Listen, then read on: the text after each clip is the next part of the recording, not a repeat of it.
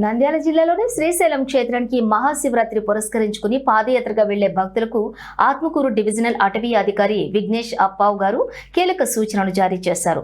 అటవీ మార్గం గుండా వెళ్లే భక్తుల రక్షణ మరియు పర్యావరణ పరిరక్షణ దృష్ట్యా అటవీ శాఖ ఈ నిబంధనలను విధించింది.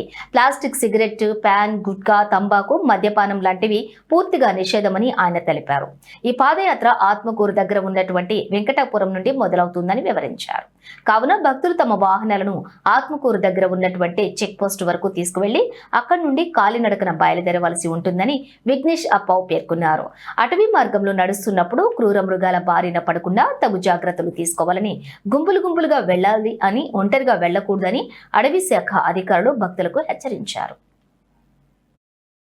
ಎಲ್ಲಾ ಭಕ್ತಾದಿಗಳು ಯಾರು ಕೂಡ ಬರಬಾರದು. ಮಹಾಶಿವರಾತ್ರಿಗೆ ఎవరెవరు మన యాత్రికులు వస్తున్నారో ಯಾರ್ಯಾರು ಭಕ್ತಾದಿಗಳು ಬರ್ತಾ ಇದ್ರಿ వాళ్ళు 8వ తారీఖు నుంచి ఫిబ్రవరి 8వ తారీఖు నుంచి ಅಂತ ಎಲ್ಲಾ ಭಕ್ತಾದಿಗಳು ಫೆಬ್ರವರಿ 8ನೇ ತಾರೀಕಿನಿಂದ ఫిబ్రవరి 15వ తారీఖు వరకు ಫೆಬ್ರವರಿ 15ನೇ ತಾರೀಕಿನವರೆಗೂ వెంకటాపురం నుంచి ವೆಂಕಟಾಪುರದಿಂದ లోపల వెళ్ళడానికి పర్మిషన్ ఉంటాయి.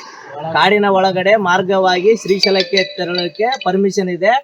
ಆ ಡೇಟ್ಗೆ ಮಾತ್ರ ಬರಬೇಕು. ಮಿಕ್ಕಂತ ಟೈಮಲ್ಲಿ ಎಲ್ಲಾ ಭಕ್ತಾದಿಗಳು ಯಾರು ಕೂಡ ಬರಬಾರದು ಅಂತೇಳಿ ನಮ್ಮ ಫಾರೆಸ್ಟ್ ಡಿಪಾರ್ಟ್ಮೆಂಟ್ ಆಫೀಸರ್ ಆಗಿರ್ತಕ್ಕಂಥ ನಮ್ಮ ಸಾರ್ ಅವರು ವಿಘ್ನೇಶ್ವರ್ ಸಾರ್ ಅವರು ಕೂಡ ಆದೇಶನ ಹೊರಡಿಸಿದ್ದಾರೆ. ನ್ಯೂಸ್ ಅಲ್ಲಿ ಕೂಡ ಬಂದಿದೆ, ಪೇಪರ್ ಅಲ್ಲಿ ಕೂಡ ಬಂದಿದೆ.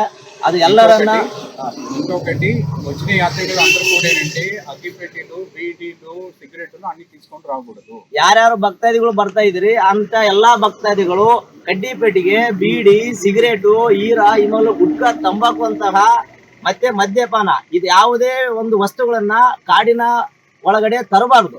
ಅದು ಒಂದು ಸಾರೋರು ಒಂದು ಆದೇಶ ಕೂಡ ಇದೆ. ನಾವೆಲ್ಲರೂ ಪರಿಸರನ ನಾವು ಸಂರಕ್ಷಣೆ ಮಾಡೋದು ನಮ್ಮ ಜವಾಬ್ದಾರಿ ಆದ್ರಿಂದ ನಾವೆಲ್ಲರೂ ಅದಕ್ಕೆ ಸಿದ್ಧರಿರ್ಬೇಕು. సింగిల్ యూస్ ప్లాస్టిక్స్ అలౌడ్ లేవు.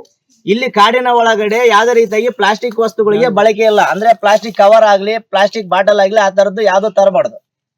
మంచిది. ಧನ್ಯವಾದ.